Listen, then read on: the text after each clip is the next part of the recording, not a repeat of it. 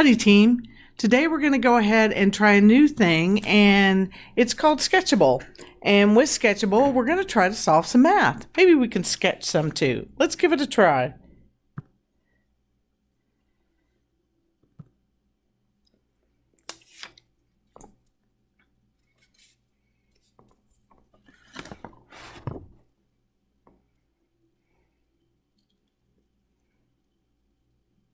I think next time I do a recording, we'll have Sketchable open.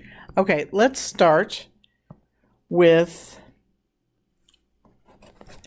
3/4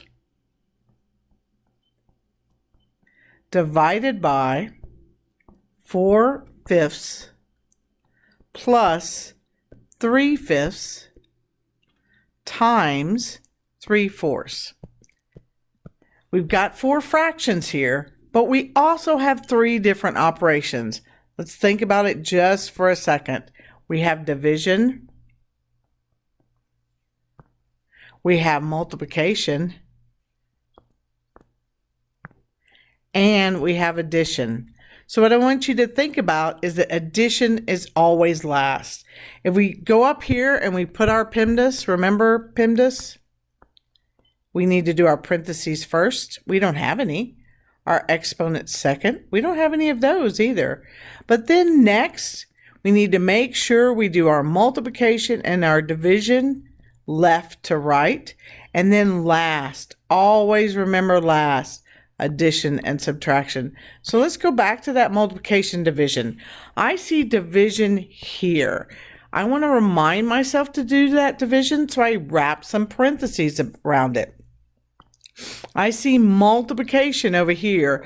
You can make it with an X or a dot, whichever makes more sense to you. But I need to make sure I do that multiplication before I come back and do the addition.